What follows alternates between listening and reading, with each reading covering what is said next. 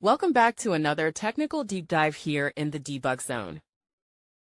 Today, we're tackling a big question and breaking it down with insights from other users. Hopefully, this clears up some misconceptions and helps you get the answer you need. So, buckle up, stay a little curious, and let's jump right in.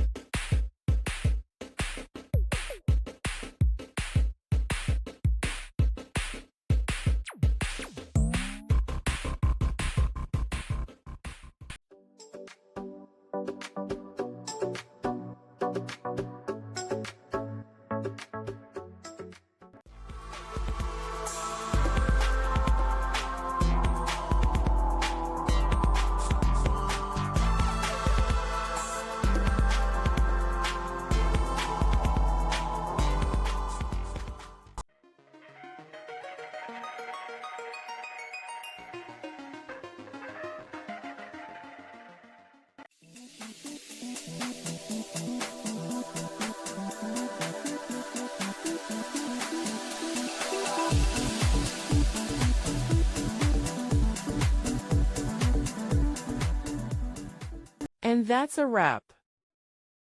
I hope you found the answer you were looking for. If you did, take a second to hit that subscribe button. It really helps out.